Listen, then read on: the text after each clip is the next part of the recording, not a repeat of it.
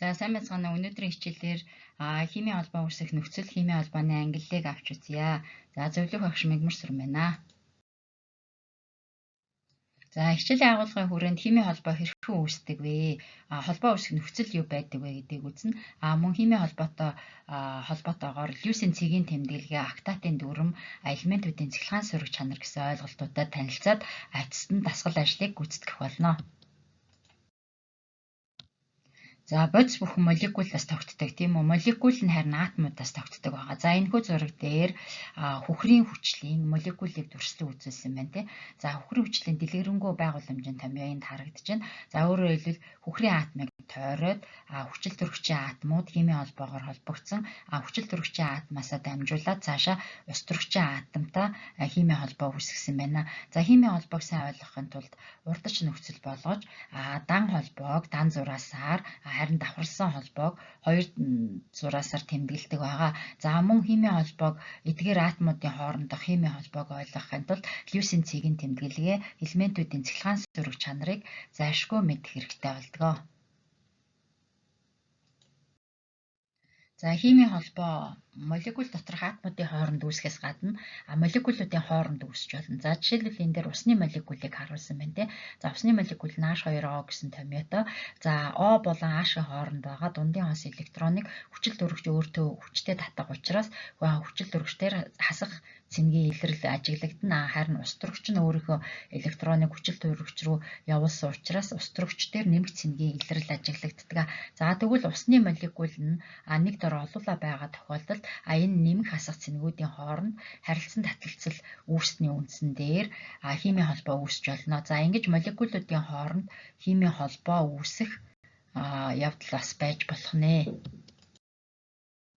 За химийн холбоо үүсэх нөхцөлийг ус төрөгчийн молекул түүний атомудаас хэрхэн үүссэн бэ гэдэг дээр тайлбарлаж үзье. За ус төрөгчийн атом нь гадаад давхраандаа нэг электронтой байдаг. Ус төрөгчийн хоёр атом хоорондоо химийн холбоогоор холбогдсон байна. За химийн холбоог дан холбоогийн нэг зураасаар тэмдэглэдэг байгаа. За тэгвэл ус төрөгчийн атом маань нэгдүгээр атом маань гадаад давхраандаа нэг электронтой, энэ хоёрдугаар атом маань мөн ялгаагүй гадаад давхраандаа нэг электронтой байна. За тэгвэл байгаль дээр ижил цэнэгүүд хоорондоо түлхэлцдэг гэдэг утгаараа ус төрөгчийн хоёр атом хоорондоо ойртоход тэдгээрийн цөмүүд нь бол хоорондоо түлхэлцэж байгаа болох нь харагдаж байна. За ус төрөгчийн нэгдүгээр атом нь өөрийнхөө электроныг цөм рүүгээ хүчтэй татна. Түүнээс гадна хоёрдугаар атомын электроныг бас өөрлөгөө татаж болно. Яагаад гэвэл эсрэг цэнэгүүд хоорондоо таталцдаг гэдэг утгаараа. Гэтэл штэ мөн ус төрөгчийн атомын электронууд нь хоорондоо түлхэлцэх хүчээр үйлчлэгнэ. За өөрөөр хэлбэл таталцах болон түлхэлцэх энэ цэглэгаан статик хүчний үйлчлэл доор энэ химийн холбоо үүсгэнэ. За энд ус төрөгчийн нэг атом энд бол ус төрөгчийн нөгөө хоёрдугаар атомыг бол харуулсан байна. За эдгээр нь хоорондоо ойртоход системийн нийт энерги хамгийн бага утганда хүрсэн үед энэ химийн холбоо тогтвортойгоор үүсдэг байна. За тэгвэл химийн холбоо үүсэх нөхцөлийг энергийн диаграмм дээр тайлбарладаг. За ус төрөгчийн молекул үүсэх потенциал энергийн мөрийг зураг дээр туршилсан байна. За потенциал энергийн тэг утгыг энэхүү шугамны дагуу харуулсан болвол үүнээс доошо потенциал энергийн хасах утга, шугамнаас дээшээ потенциал энергийн нэмэх утга харгалзах нэ. За мөн энд атомуудын хоорондын зайг бол тэмдэглэж өгсөн байна. Цөмүүдийн хоорондох зайг. За ус төрөгчийн молекул үүсгэхийн тулд хоёр атом байх ёстой тийм ээ. Ус төрөгчийн хоёр атом нь эхлээд тус тустай байх үедээ хоорондын зай нь нэлээд их байна. Нэгдүгürt хоёрдугаарт потенциал энерги нь хасах утгатай болох нь эндээс харагдаж байна. За тэгвэл энэ хоёр атом нь холбогдохын тулд ойртно. Хоорондоо тодорхой хэмжээгээр ингээ ойртсон тохиолдолд потенциал энерги нь өмнөхөөсөө буурж ирж байгаа болох нь харагдаж байна. За ингээд хязгааргүй ойртсоор итэл ус төрөгчийн H2 гэсэн химийн холбоо энд үүссэн байна. За энэ үед холбооны урт энд 74 пикометр гэдэг нь болох нь харагдаж байна. За ингээд өөрөөр хэлбэл ус төрөгчийн молекул үүсгэхэд атомууд ангаараа байх үеийн потенциал энергиэс энерги нь бол маш их буурж орж ирсэн байна. За өөрөөр хэлбэл атомууд холбогдож молекул хэрхэн үүсхийг системийн потенциал энерги ба холбогдож байгаа атомуудын цөмүүдийн хоорондох зайн хамаарлаар илэрхийлдэг. За энэхүү хамаарлыг харуулсан графикийг потенциал энергийн мөрөө гэж тэмдэглэдэг байна. За химийн холбоог ерөнхийд нь хоёр ангилж байгаа. За үүнд нэгдүгürt нь валентийн холбоо, хоёрдугаарт нь валентийн бус холбоо. За валентийн холбоог дотор нь ковалентийн холбоо, валент холбооны арга, молекул орбиталын арга гэж бол ангилдаг байгаа. Харин валентийн бус холбоог ионы холбоо, металлын холбоо, ус төрөгчийн холбоо гэж ангилна. За дараагийн хичээлүүд дээр эдгээрийг дэлгэрэнгүй тайлбарлах болно. Химийн холбоог зурж тэмдэглэхдээ Льюсийн цэгийн тэмдэглэгийг ашигладаг. За энэ нь юу гэсэн үг вэ гэвэл химийн тэмдгийг нь тойруулан атомын валентийн электронуудыг цэгээр тэмдэглэн байрлуулахыг Льюсийн цэгийн тэмдэглэгээ гэж бол нэрлэдэг байгаа. За валентийн электрон гэдэг нь тухайн атомуудын гадаад давхрааны электроны тоог хэлж байгаамаа. За тэгвэл өөртөө нэгдүгээр бүлгийн элементүүд нь гадаад давхраандаа нэг электронтой байдаг учраас Льюсийн цэгээр тэмдэглэхдээ тэдгээрийн хажууд нэг цэгийг зурж өгсөн болох нь харагдаж байна тийм. За хоёрдугаар бүлгийн элементүүд нь валентийн электрон нь 2. За тэгвэл штэ Льюсийн цэгээр тэмдэглэхдээ 2 цэг зурсан болох нь харагдаж байна. Жишээлбэл кальцийг тойроод 2 цэг, стронций дээр мөн 2 цэг байна. За гэх мэтчлэн 3 дугаар бүлгийн элементүүд нь элементийнхээ тэмдгийг тойроод 3 цэг тэмдэглэгдсэн. 5 дугаар бүлгийг авч үзье. 5 дугаар бүлгийн элементүүд нь гадаад давхраандаа 5 электронтой буюу нийтдээ 5 цэгтэй болох нь энд харагдаж байна тийм ээ. За эдгээрээс 2 нь бол хосолсон, 3 нь хослоогүй байна азот дээр гэх мэтчлэнгээр. Харин 6 дугаар бүлгийн элементүүдийн хувьд 4 электрон нь хос осоороо харин 2 нь хослоогүй гэх мэтчлэнгээр. За 7 дугаар бүлэгт фотор, хлор, бром, йод, астат гэсэн элементүүд байрласан байна тий. За эдгээр Льюсийн цэгээр зурж тэмдэглэхдээ 6 нь бол 3 хосоороо байрлаад 1 электрон нь сондгой болох нь харагдаж байна. За тэгвэл 8 дугаар бүлгийн элементүүдэд гелигээс бусд нь гадаад давхраандаа 8 электронтой батжилтаа давхраа үүсгэсэн болохыг Льюсийн цэгийн тэмдэгт харуулсан байна. За химийн холбоо нь мөн октатын дүрмийн дагуу явагддаг байгаа. За октатын дүрмийг бол тайлбарлахын тулд энд хүслэгтэйг авч үзье. За үүнд 1А бүлэгт литий байна тийм үү? Гадаад давхраандаа 2s дээрээ 1 электронтой. За тэгвэл Льюсийн цэгийн тэмдэглэлээр литигийн хажууд 1 цэг зурсан байна тийм. За натрий бол гадаад давхраандаа 3 дугаар давхраандаа 3s дээрээ 1 электронтой натрий 1 цэгтэй гэж ингэж тэмдэглэгдсэн байна. За энэ мэтчлэнгээр 2-ын А бүлгийн бериллийг гэд 2 цэгээр Льюсийн цэгийн тэмдэглэгээр харуулсан байна. За 3-ын А бүлгийн бор нь 2s дээрээ 2 p дээрээ 1 электронтой байна. Өөрөөр хэлбэл гадаад давхраандаа валентийн электрон нийтдээ 3 байгаа учраас борыг тойруулаад Льюсийн цэгийн тэмдэглэгээр 3 цэгийг бол төрслөө үзүүлсэн байна. За гих мэтчлэнгээр энэ дээр Льюсийн цэгийн тэмдэгнүүдийг бол харуулсан байна. За тэгвэл октатын дүрм гэдэг нь гадаад давхраандаа батжилтаа 8 электрон үүсгэх ирмэлцэллийг октатын дүрм гэдэг байгаа. Октан гэдэг чинь ерөнхийдөө 8 гэсэн утгатай тоо штэ тий. За тэгвэл энэ азотыг Льюсийн цэгийн тэмдэглэгээр төрслөө үзүүлсэн байна. За энэ дээр 2 электрон нь бол хосоороо 3 нь бол сондгой байж байна тий. За тэгвэл азот нь фтортой уралд орохдоо октатын дүрм хэрхэн байсан байна вэ гэдгийг харъя. За тэгвэл энэ фотор маань нийтдээ гадаад давхраандаа 3 ширхэг хос электронтой 1 сондгой электронтой байна тий.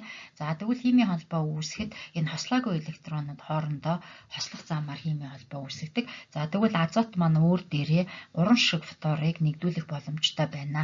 За ингээд 3 ширхэг фторыг нэгдүүлсэн хэлбэрийг нь авч үзье тий. За тэгвэл азотыг тойроод 8 электрон байрлсан байна. За энэ ингэхээр октатын дүрм биелсэн байна. За тэгвэл фоторыг тойроод мөн ялгаагүй 8 электроны батжилтаа давхраанууд тус бүрдээ үүссэн байна. За ингээд альва элемент химийн холбоонд оролцохдоо 8 электроны батжилтаа давхраа үүсгэхийг октатын дүрм гэж үздэг байна. За тэгвэл химийн холбоон дээр холбогдож байгаа атомуудын дунд байгаа энэ хос электроныг нэг шугамаар төрслөө үзүүлдэг байна. За ингээд ийм дан холбоог бол 1 шугамаар, давхар холбоог 2 шугамаар, гурвалсан холбоог 3 шугамаар тус бүр төрслөө үзүүлдэг. За химийн холбооны дараагийн нэг үндсэн ойлголт нь цэглэгаан сөрөг чанар гэдэг. За энэ юу гэсэн үг вэ гэхээр элементүүд хоорондоо холбогдоход тэдгээрийн дундын хос электроныг өөртөө хүчтэй татж байгаа нь сөрөг цэнгийн илүүдэлтэй, харин электроноо өөрөөсөө хол алдаж байгаа нь нэмэх цэнгийн илүүдэлтэй болдог. За өөрөөр хэлбэл химийн холбоонд оролцсон гадаад давхрааны электронуудыг нөгөө элементийн цөм нь өөртөө татах чадварыг цэглэгаан сөрөг чанар гэж хэлдэг. За энэ дээр усны молекулыг бол харуулсан байна тий. За хүчил төрөгч ус төрөгчийн хооронд дундын хос нэг электрон байж байгаа. Энэ дундын хос электроныг хүчил төрөгч өөрлөгөө хүчтэй татах учраас хүчил төрөгчийн атом дээр хасах цэглэгаан сөрөг чанар илүү илэрнэ. Харин ус төрөгч маань өөрийнхөө гадаад давхраанд байсан электроноо хүчил төрөгч рүү алдаж байгаа учраас ганцхан цөм үлдэх учраас нэмэх цэглэгаан сөрөг чанар илэрдэг. За өөрөөр хэлбэл штэ хоёр хүн хоорондоо бөмбөг булаацалдаж байгаа үед тэр бөмбөгийг электрон гэж тооцвол электроноо өөртөө хүчтэй татж байгаа элемент нь хасах цэнгийн илүүдэлтэй, электроноо өөрөөсөө алдаж байгаа элемент нь нэмэх цэнгийн илүүдэлтэй болж орж ирдэг. За энэ цэглэгаан сөрөг чанарыг мөн үлдэх системдэр тоон утгаар бол төрслөн харуулсан байдаг. За жишээлбэл эндээс харъя. Нэгin А бүлгийн элементүүдийн цэглэгаан сөрөгчийн чанарыг үзүүлсэн байна. За эндээс харахад ус төрөгч нь 2.1, литий 1, натрий 0.9, калий 0.8 гэх мэтчлэн нэгдүгээр бүлгийн элементүүд ерөнхийдөө ус төрөгчөөс бусад нь нэг буюу түүнээс бага цэглэгаан сөрөгчийн чанартай байна. За 2 дугаар бүлгийн элементүүдийг харъя.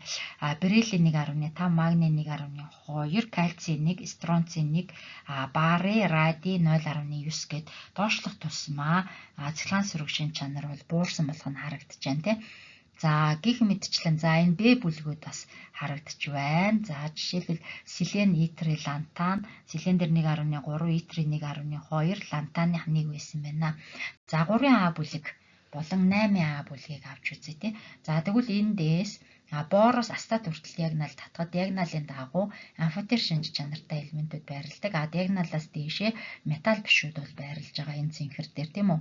За тэгвэл бор 2 гэсэн цэглэгаан сөрөг шинж чанартай байсан бол хөнгөн цагаан галлий, инди, таллий 1.5-аас 1.8-ын хооронд байна. Борыг бодоход буурж орж ирсэн байна тий.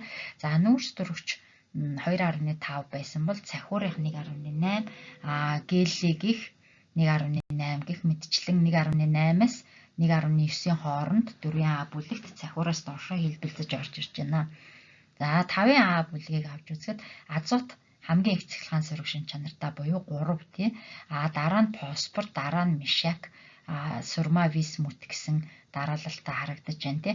За ингээд энэ игнэний дагуу уюудын дагуу авч үзэхэд цэглэгаан сөрөг шинж чанар ерөнхийдөө 2, бор 2, нүүрс төрөгч 2.5, азот 3, хүчил төрөгч 3.5, фторих 4 гэж хамгийн их болох нь ажиглагдаж байна. Өөрөөр хэлбэл үлдэх системийн үе болон игнэний дагуу хоошлоход цэглэгаан сөрөг шинж чанар өсдөг болох нь эдгээр хүснэгтээс бол харагдаж байна.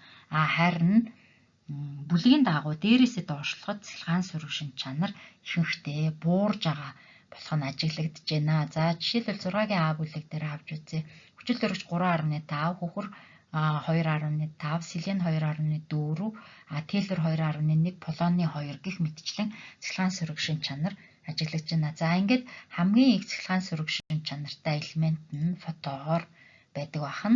За хамгийн бага цэглэгаан сөрөг шинж чанартай элементүүд нь 1-ийн А бүлэгт байрлсан болохыг тоймлож аваарай. За элементүүдийн цэглэгаан сөрөг шинж чанарыг төрслөө үзүүлсэн харагдаж байна. За энэ дээр цэглэгаан сөрөг шинж чанар ихтэйг аль болох өндөр хэлбэрээр зурсан байна. За эндээс харахад фотор бол хамгийн их цэглэгаан сөрөг шинж чанартай буюу 4 гэсэн утгатай ингээд буураад бор хүртэл тогтмол буурсан байна тийм ээ. За түрүү ярьсанчлан бүлгийн дагуу доошлох тусам цэглэгаан сөрөг шинж чанар бол буурдаг байна. Харин игнэ болон үеийн дагуу хоошлох тусам цэглэгаан сөрөг шинж чанар өснө. Өөрөөр хэлбэл эндээс ингээд тоон утгыг ажиглахад металлууд нь ерөнхийдөө цэглэгаан сөрөг шинж чанар багтаа бороос астат хүртэл диагонал татсан. Диагоналаас доошоод металлууд байрладаг байгаа тийм ээ. За тэгээд харин диагоналаас дээшээ металл бишүүд байрлана гэсэн шүү дээ. Металл бишүүд ерөнхийдөө цахилгаан сөрөг шин чанар ихтэй буюу бусдын гадаад давхрааны электроныг өөртөө нэгдүүлэх чадвар өндөртэй байх нэ. За энд мөн лантан болон лантаноид болон актиноидуудын цахилгаан сөрөг шин чанарын тоон утгыг харуулсан байна. За ингээд эндээс тоомлоход 1 болон 2-ын А бүлэгт байрласан элементүүд цахилгаан сөрөг шин чанар харьцангуй багатай. Металлууд мөн цахилгаан сөрөг шин чанар харьцангуй багатай. Металл бишүүд цахилгаан сөрөг шин чанар ихтэй. Ялангуяа 7 дугаар бүлгийн элементүүд илүү их өндөр цахилгаан сөрөг шин чанартай. Хамгийн өндөр нь фтор болох нь тэмдэглэгдсэн байна. За зураг дээр фтор, H фтор, литий фтор гэсэн молекулуудыг авч үзсэн байна. За мөн тэдгээрийн цахилгаан сөрөг чанарын ялгарыг авч үзсэн байна. За фторын 2 атом хоорондоо нэгдээд фтор 2 гэсэн энэ молекулыг үүсгэсэн байна. За тэгвэл цахилгаан сөрөг шин чанарын ялгар нь 4-4 буюу тиг болох нь. За энэ үед туйлгүй юм молекул үүссэн байна. За тэгтэл H фторын молекул үүсгэхэд фторын цахилгаан сөрөг чанар 4, устөрөгчийн 2.1 байсан учраас эдгэрийн ялгар нь 1.9 болж байна тий. За тэгвэл ингээд H фторын молекул нь ерөнхийдөө туйл ихтэй молекул болох нь харагдчихэв. За дараа нь литий фторыг авч үзье. За литигийн цахилгаан сөрөг шин чанар нь нэгтэй тэнцвэр байдаг. Фторын 4, энэ хоёрын ялгар 3. За тэгэхээр литий фторын молекул нь илүү их туйлшралтай болох нь байна. H фторын молекулыг бодоход тий. Ингээд цахилгаан сөрөг чанарын ялгарыг тооцоолоод тухайн молекул хэр зэрэг их туйлтай вэ гэдгийг тооцоолох боломжтой байна. За хичээлийн хүрээнд дараах дасгал ажлуудыг гүйцэтгээрэй. За нэгдүгüүрт нь H улуур H2-с бур фтор 3 гэсэн энэ молекул дахь химийн холбоог Льюисийн цэгийн тэмдгээр зуршлан зураад октатын дүүрэн хэрхэн биелэж байна гэдгийг шалгаарай. Хоёрдугаарт нь за саяны молекулууд дахь элементүүдийн цахилгаан сөрөг чанарын ялгарыг тооцоолж бодно. За гуравдугаарт нь хичээлийн агуулгыг цэжирээ төсөөлөн бодож тэмдэглэл хийсэн байх ёстой. Тэгээ тэмдэглэлээ өмнөх хичээлийнхээ агуулгатаа тулгаад ямар агуулгыг бүрэн тэмдэглэсэн байна гэдгээ хянаарай. За ингээд анхаарал хандуулсанд баярлалаа. Хэрвээ асуух юм гарвал 9813 3311 утсаар холбогдож болно.